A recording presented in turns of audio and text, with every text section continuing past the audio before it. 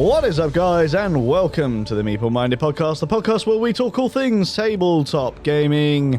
My name is Jason. And I'm James. How are you doing this week, James? I'm good.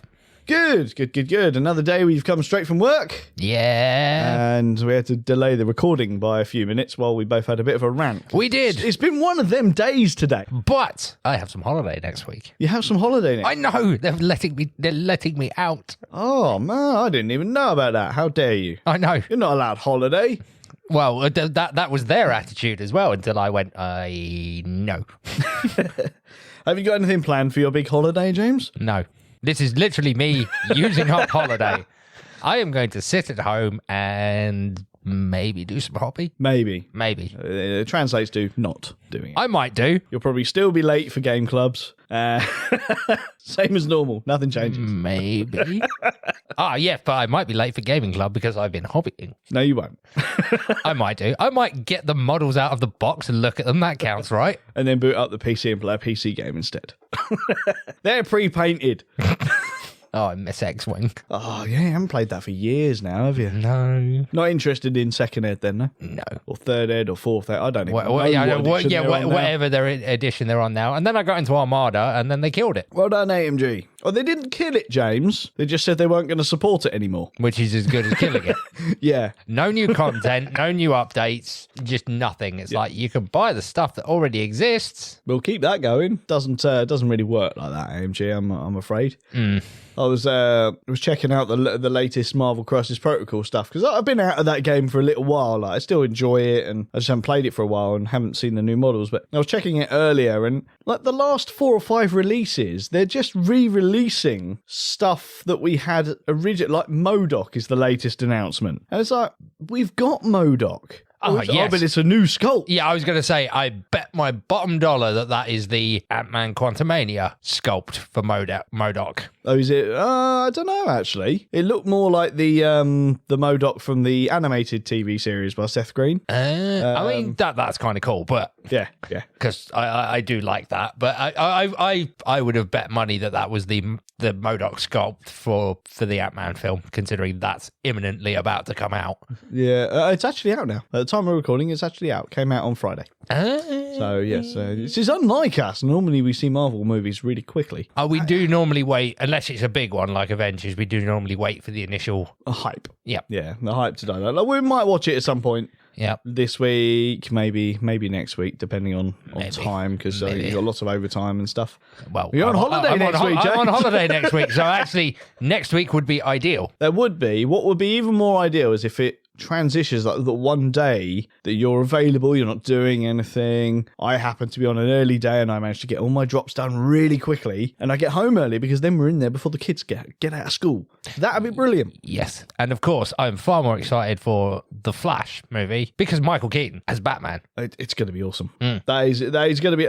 Oh, God, it's been so long since I said I was really looking forward to a DC movie. Yep. I'm only excited about it because Michael Keaton is Batman. Yeah, that trailer was amazing. Yep. Oh, sod the Super Bowl. Didn't care anything about that. Yep. That trailer. Yep. Absolutely amazing. Can't wait for it. But yes, we're 5 minutes in. We are. We're 5 minutes in. What do we usually do at 5? Oh, yeah, we normally talk about the game we played last year. And we didn't do one this time last year. So we're not talking about that. So we can skip right on to the main event, I guess, because it transitions nicely because we were talking about movies and that actually wasn't planned. No. Which is impressive for us. But we are going to be talking about Jurassic Park. And more importantly, the Unmatched Jurassic Park game, T-Rex versus Dr.Sattler, and let's be honest, sexy Ian Malcolm. Yep. We don't have the sexy Ian Malcolm miniature, though. However, they have just announced they're re-releasing it in a limited run. So I may have to buy that, but it'll have to be shipped from the States. Oh, you need the sexy Ian Malcolm. I feel like I do. The token just doesn't do it justice. Plus, the picture on the token is not. It's not. It's just actually not sexy Ian Malcolm on there, which is a shame. But yeah, we need to... We've been playing this a fair bit recently. We've been playing Unmatched as a whole quite a bit recently. And I wanted to hold off doing this game highlight until you'd played some of the other stuff rather than just this set, as it gives you a bit more of an understanding of how different it is to the other set. So are you ready to talk about Jurassic Park, Dr. Sattler versus T-Rex? I am. Let's do it.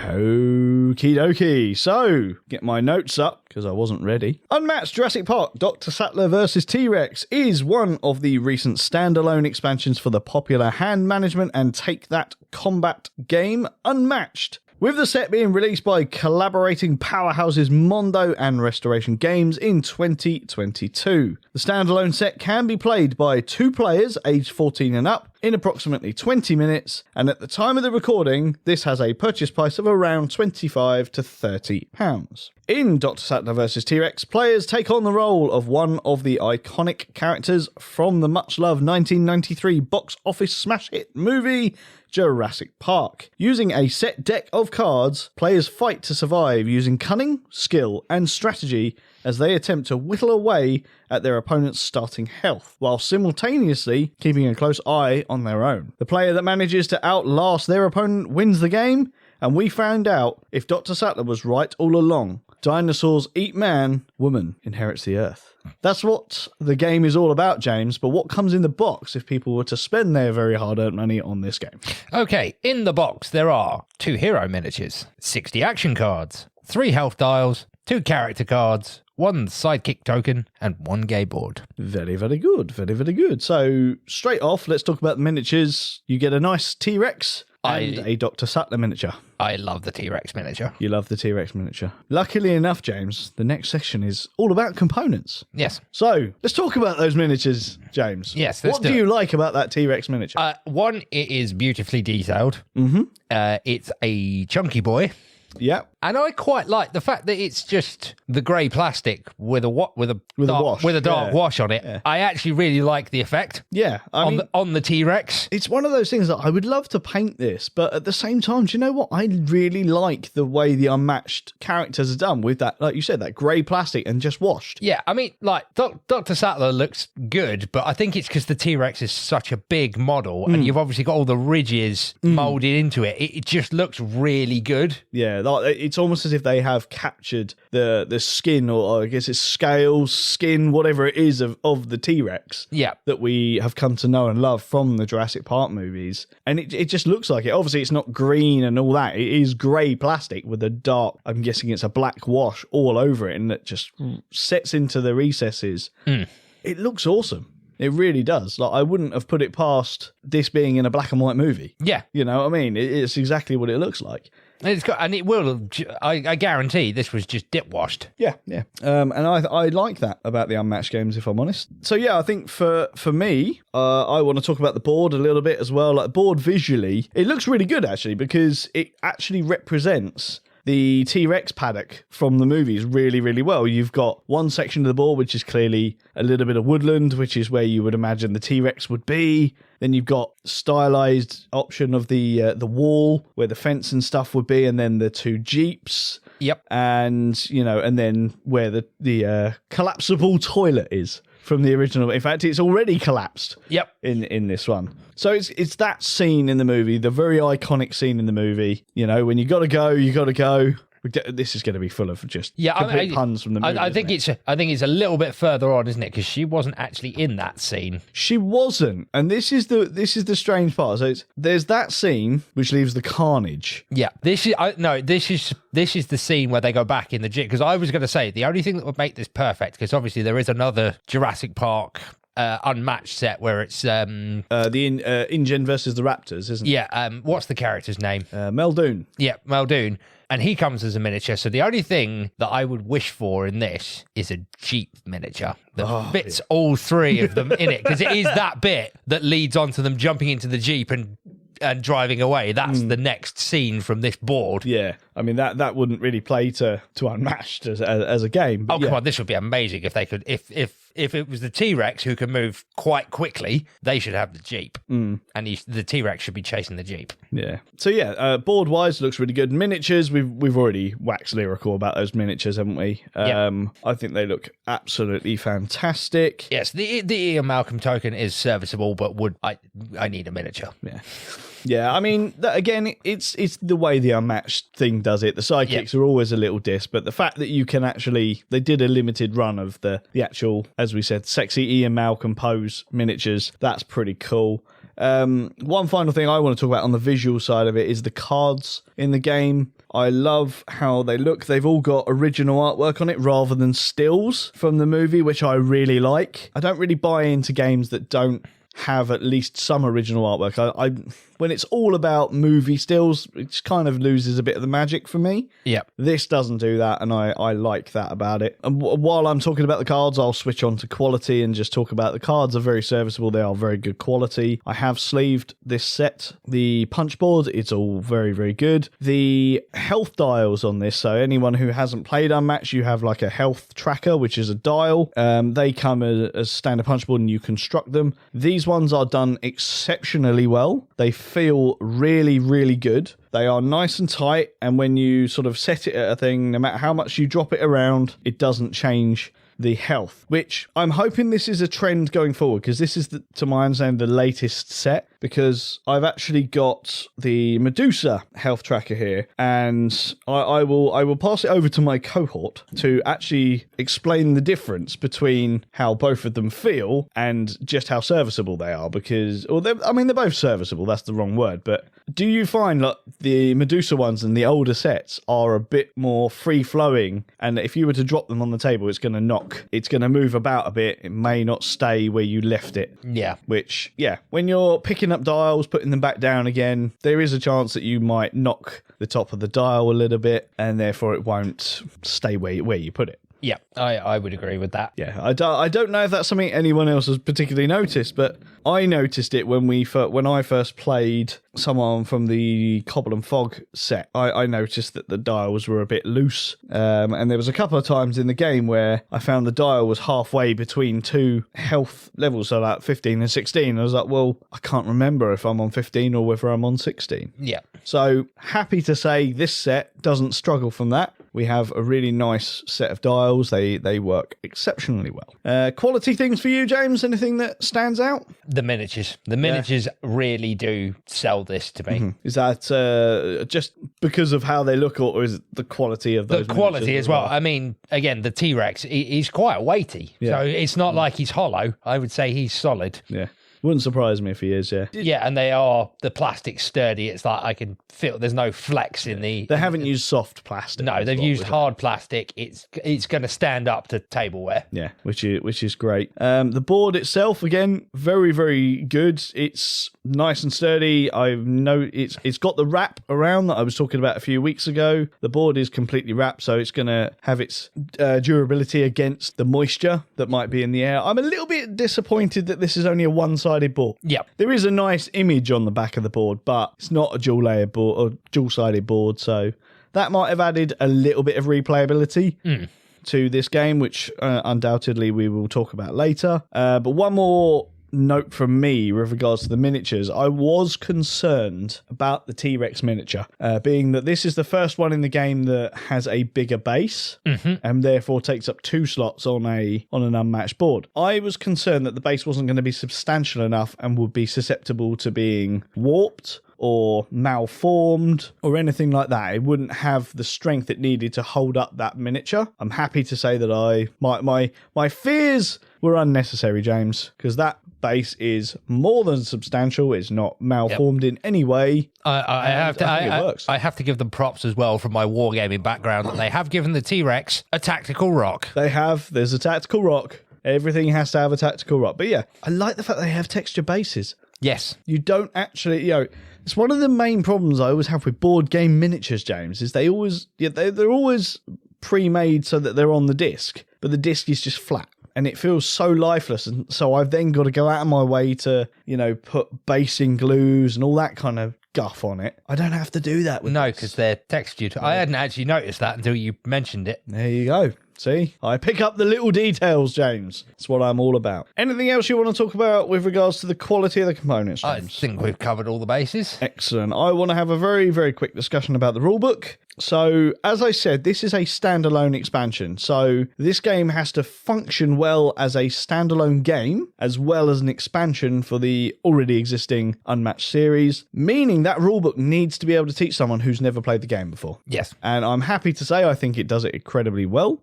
The rulebook is 18 pages long, which seems a lot for how simple this game really is to play. However, having read that entire rulebook, every single thing you can think of is covered in detail within that book. You've got sections dedicated to new rules that are introduced in this set. You've got detailed descriptions of how to play the game itself, detailed descriptions about how certain players will work and the best ways to play them and stuff like that. So it is exceptionally well done for both new and old players. It's written in a very, very good way where if you were new to the game, you'd know exactly what the hell was going on. So really, really give this one top marks for its rulebook. I actually think this one's rulebook is probably better than some of the other Unmatched sets. So, yeah, good marks for that. Excellent. Setup time, James. What are we looking at? Negligible. Negligible. What do we reckon? 5 minutes at worst? Put the board out, put the miniatures on the board, decide who wants to be which character. Yeah, have the deck, give it a shuffle. Yep. Off you go. Yeah, exactly. I'd say 5 minutes, but I think that's too long. Yeah, 5 minutes with chatting, I think, is probably where I would go. But yeah, the setup is covered well in the rulebook as well. It's on a 2-page spread, and the board illustration actually takes up 3/4 of that. So that tells you just how long this is going to take to set up, really. Let's go on to gameplay, James. That's what it's all about. What do you like about this game? Yes. Excellent, James. Excellent journalism right there. Come on, James, give us some information. What do you like? Well, do you like the game? I do like the game. The game is very fun. I've only played as the T-Rex this particular set. I've not played as Dr. Sattler yet. And if memory serves, I spent most of the game chasing you around the board. Yes. I think you got a rough idea of how this set plays. Yes. The T-Rex is really good. It's a very, very aggressive character. It has ridiculously good health stats for the start of the game. I think it starts on 27 health or something like that. It's insane amounts. Yeah. But it is very slow. It's reasonably slow. It can, because of that double base, it can move, but doesn't move as fast as Dr. Sattler does. The tactic really is stay the hell away from it, because most of its stuff hurts itself. Yeah. I mean, would you say that's really thematic for the T-Rex? Yes, because I don't think the health is actually meant to represent health. It's more stamina in this particular one. I don't think it, unlike the other Unmatched, which are billed as duels, obviously Dr. Sattler's not going to stand a hope in hell of actually killing the T-Rex. Yeah. It's basically you're wearing it out till it gets bored and wanders off. Yeah, I mean, I guess that's fair comment. I've not really which I think is what it moves, and all of its attacks, if it gets into biting range, effectively, it's very powerful. Yeah. But almost everything you do is chipping that health counter down, which to me is it's getting tired. No, I mean, that's fair. I'd not actually thought about it in that way, to be completely honest with you. For the most part, I have played as the T-Rex. But for the most part, I've played as Dr. Sattler. And I would say if you're an experienced player with Unmatched and the other sets, it's very clear to see the way to play, shall we say. As we said, Dr. Sattler is better at staying further away because every time she moves, she places an insight token down. Now, how her deck plays, there are a lot of cards in there that synergize with those insight tokens, and they either deal lots of damage or they can heal lots. Because you can put, I think it's up to 5 insight tokens down on the table. Yep. So you may well come at me and oh my God, James is within biting distance. He's just bitten me. He's managed to do 7 damage, but the card I've played allows me to heal up equal to my insight tokens. Oh, well, that's 5. So actually, I've only taken 2 damage. But in the process, as you've said, the T-Rex has a tendency to damage itself. Yeah. So we might have actually just taken the same amount of damage. Now, obviously, with Sattler, I also have a sidekick in Dr. Malcolm. So I can be coming at you from 2 different directions with 2 different health stats. Whereas the T-Rex is a lone soldier, it's a lone player, so it's just got its own health. You know, you can boost your movement, because that's one thing I want to talk about with the T-Rex, is it is very slow, it's only got 1 move, but you can boost that by spending a card. Now, obviously, the way Unmatched works is all the time you can draw cards, you're golden. That's brilliant. The second you can't draw cards, which you have to do when you want to move, if you can't do it, you start taking damage. And that's where the T-Rex, I think, takes most of its damage. Is once that deck is empty, it needs to boost its movement because it needs to catch up with Dr. Sattler in order to try and win. And in order to do that, it needs to boosting its movement. And I think that's where that balancing act comes in. Yeah, definitely agree with that one. I guess it's the trait, really, of Unmatched games. Like, Dr. Sattler versus a T-Rex, well, obviously the T-Rex is going to win. No.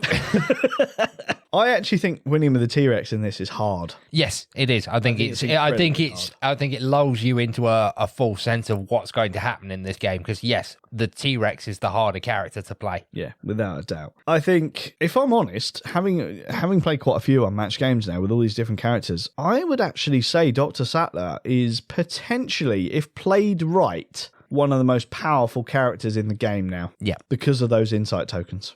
I think providing you can get those insight tokens out and keep Ian Malcolm alive, I think that she is incredibly powerful and might well be one of the most powerful players in the game. I mean, for me, the most powerful one I've played so far is Sherlock Holmes, by far. But yeah. I think for me, Muldoon was up there. Yeah. I mean, you got used to using Muldoon, didn't you? I did. I mean, I broke the narrative of the game by quite easily taking out the 3 raptors when we played that one. Yeah. So, for those people out there that haven't played Unmatched, James, let's talk about how the game plays and how you actually go about it. So, on your turn, you have what? You have 2 actions. Yep. And a choice of 3 things that you can do. Yes. You can maneuver, you can scheme, or you can attack. There you go. So, obviously, maneuvering is how you move. Yep. And when you maneuver, you have to draw a card. Yes. That's mandatory. And then you can either do nothing else. Yep. Or move your miniature up to its designated move value. The T-Rex is 1. Dr. Sattler is 2, for example. Yep. And you may discard 1 card to boost your move. Yes. Each card has, or not every card, sorry. Nope. Some of them have a boost value on it, which is in the center of the card. That's how much extra movement you can do. So that's movement. You can do that once, or you can use it as your second action as well. So you can actually do it twice. But both times you have to draw a card. So that's the key thing. Remember, once that deck runs out, you start taking damage. Yep. Every time you need to move. The second one is a scheme. Scheme, which is a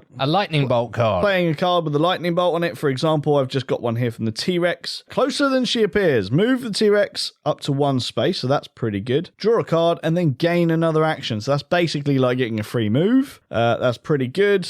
Another one here, 65 million years of gut instinct. Choose a card in your discard pile other than 65 million years of gut instinct and add it to your hand. So that's bringing cards back into play.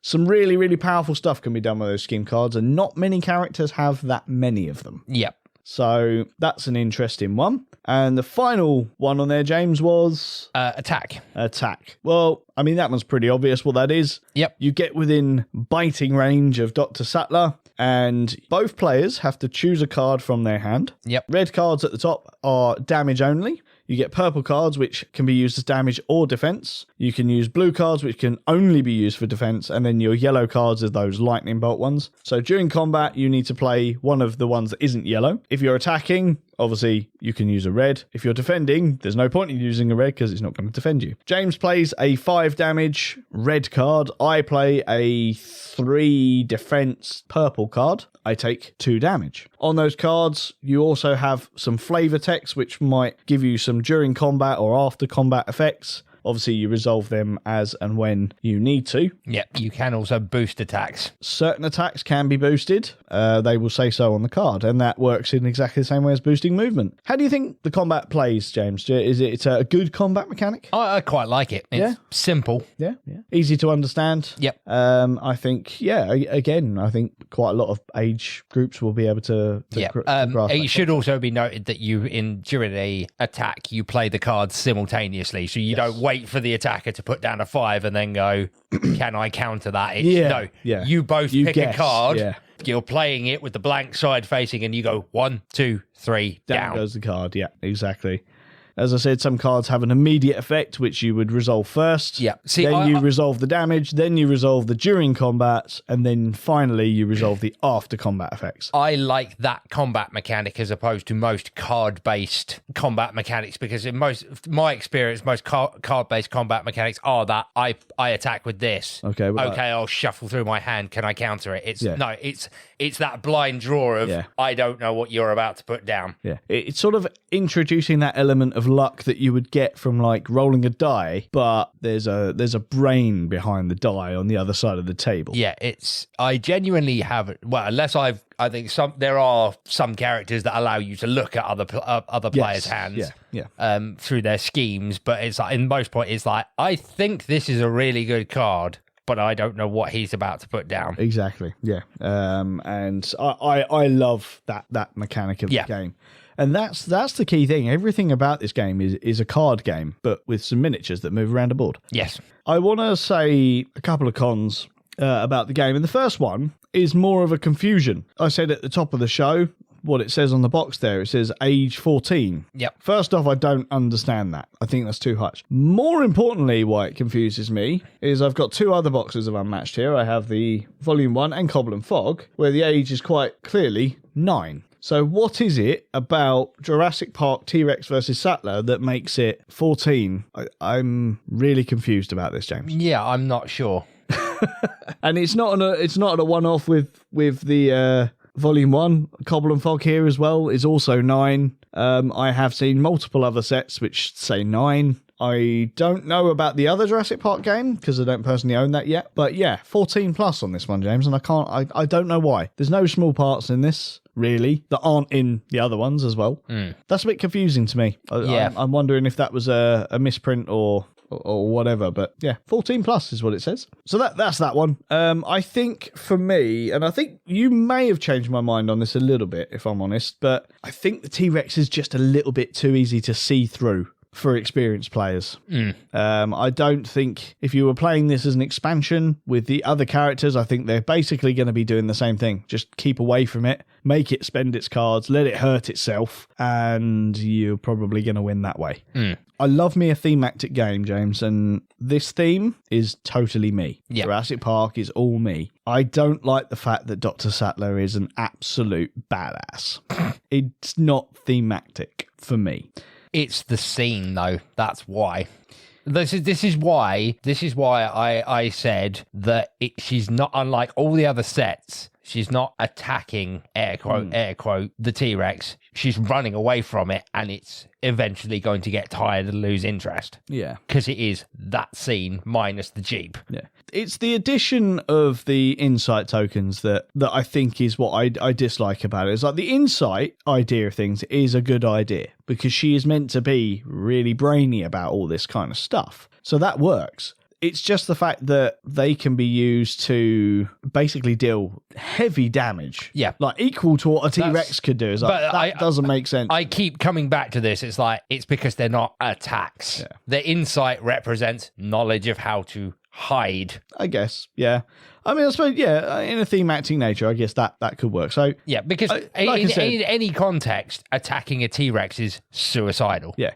And yeah, in hindsight, I mean, that is the whole premise of the Unmatched thing, is that you put things that shouldn't fight together. Yes. You know, and have them fight, and it'll be close. So it is both a negative and a positive, that one. But yeah, I think for me personally, the T-Rex shouldn't self-damage. I would rather it just have lower health to start with. Because, yeah, the T-Rex is a very aggressive animal and it very rarely takes damage itself. But, I mean, if you were looking at it on what you're saying about it actually represents tiring itself, that is a very good point that I did not think about. Yeah, and I think that makes it doubly thematic. Because there's almost the principle of that, you know, they say if you're trying to escape an alligator, run in zigzags because it will get tired faster. Yeah. Don't run in a straight line, you run in a zigzag. Yeah. And it's the same principle as this is why lunging and biting it's expending energy. It's going to get tired. And if it doesn't catch you within a certain amount of time, it will just lose interest. Yeah, I guess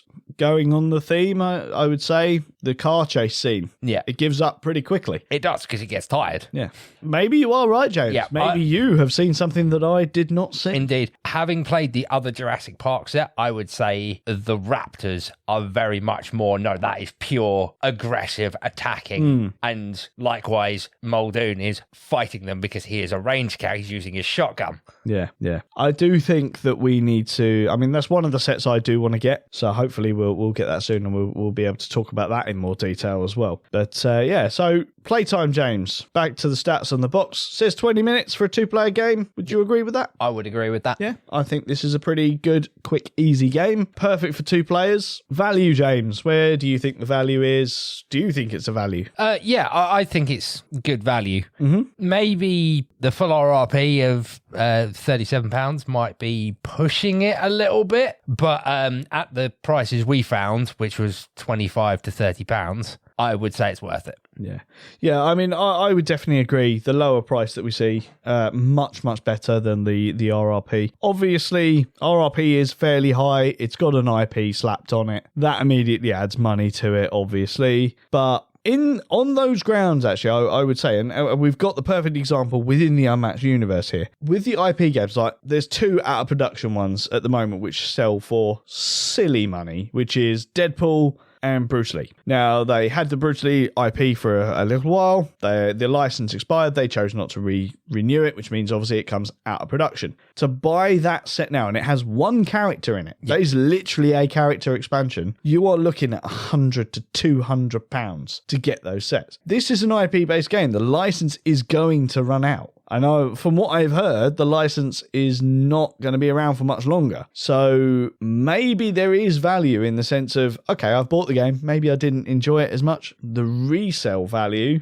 once that license is over, will more than get you your money back. So there is value in it in that sense with collectors. As for value as a game to play, which is what we like to do, because I'm not a big fan of reselling stuff, I'm actually going to say the value is pretty minimal because, hear me out, I love the IP. I love this game as a whole. I love the miniatures. I love everything about it. I don't want to play this as a 2-player. I don't want to play this set again. I want to play the T-Rex against someone else from the Unmatched series. I want to play Dr.Sattler against someone else. I will never play this set as a standalone again. It was fun for the few times that we played it, or multiple times that I've played it with different people. But I feel like I've burnt out on this set as a single, as a single entity, as a standalone game. I would agree with that, but this kind of doubles together with our replayability section. Isn't that the whole premise of the entire Unmatched series? Is its replayability comes from combining it with the other sets. It is, but they are also marketed as standalone 2-player games.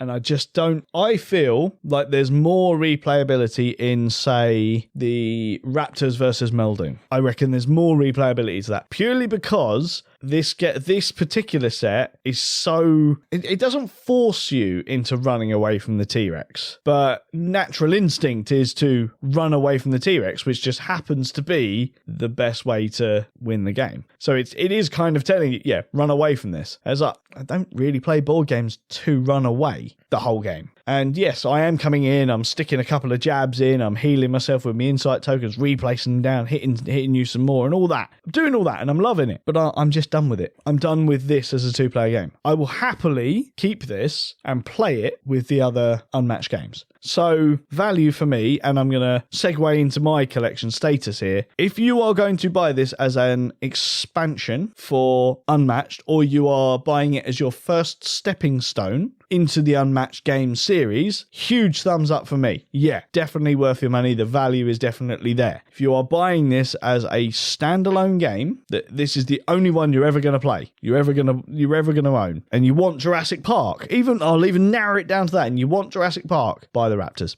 Buy the Raptors and Muldoon. It's better. I know we haven't covered it here yet, but it's better.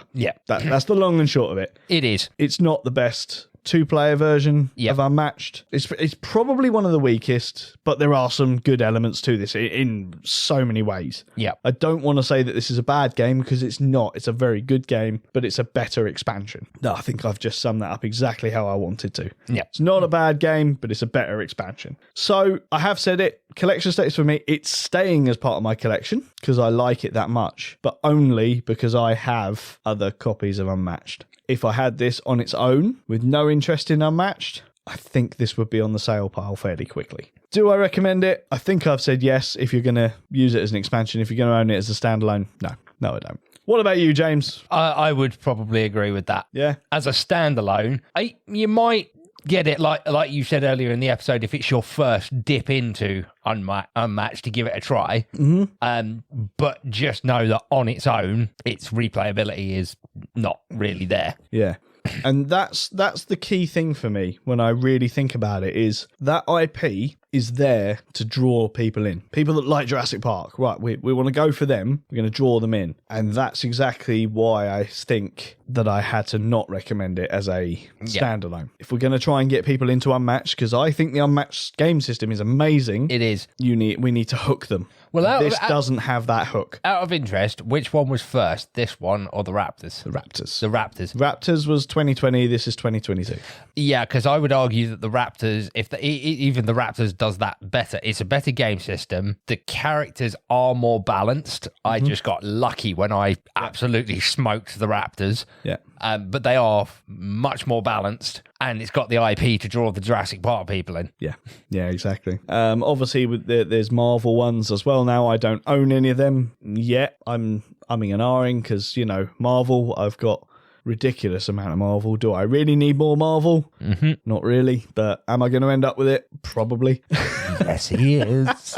But yeah, James, very quick final thoughts. Unmatched Jurassic Park, T-Rex versus Sattler, yay, nay? Yay as an expansion. I'm going to lean towards nay as a standalone. Firmly in the yay for expansion and firmly in the nay for a standalone. Unmatched as a whole, James. Oh, absolutely recommend it. Excellent, because I'm definitely there as well. This is going to be tough, James, because there's currently 3 sets. Yep. Sitting on the table. Yep.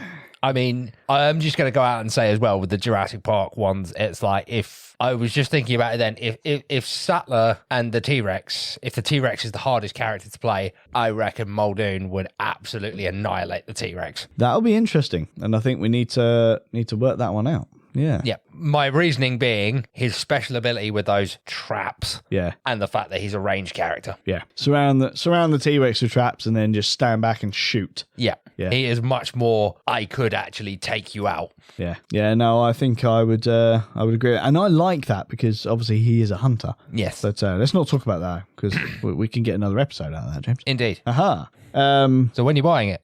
Probably very soon, if I'm completely honest. I nearly bought it the other day, but we'll see. I enjoyed that episode. I've wanted to talk about this game for a little while. Yes. I'm kind of glad that we don't have to play it again with just these characters. Yes. That's sad that I feel like that. But one thing I do want to do, James, is when I do get the Raptors one, we need to do Raptors versus T-Rex. The T-Rex, because I think that is going to be the game that I would really enjoy. Would have been cool if they'd done that as a box set, but then let's be honest, you wouldn't buy the other one, would you? Like, I would just want the Raptors and the T-Rex. Oh, well, we'll split them up so that you have to buy 2. Yeah. Well, they need to do a third one because Alan Grant's not in it. I'm actually surprised that they chose Dr. Sattler, but it's the scene. It's the scene in the film. Yeah. I'm not upset that Alan Grant's not in it. And the real question is, will they do an Alan Grant one? Because if the license is due to expire, because that's the other thing, they've got the license for the IP, they still have to get permission to use the likeness. Maybe the actor that played Alan Grant didn't want to be in the game. Maybe that's the truth of it. Who knows? Anyway, that's us done, James. It is. We did it. We did another one. I'm getting used to this, doing it all on our own now. It's brilliant. Yep. Really enjoy it. What are we going to do after this, James? Are we gonna play a game? Are we going to go grab a drink? Are we going to just chat and probably talk about this game even more? Yeah, probably. Probably say some real gems off air. And then we'll try it. Yeah, we'll say, oh, we should have recorded that. We'll come back in and then we won't be able to remember it. So I want to watch Jurassic Park now. Yeah, I was thinking that while we were recording. It was like... Yeah, that's to be the original as well. Oh, yeah, so obviously that's where this is based, isn't it? But yes, we are going to disappear, guys. So till next week, I have been sexy Ian Malcolm Jason. And I have been James. Till next week, guys. Join us for more tabletop gaming goodness. Ta-ta and goodbye.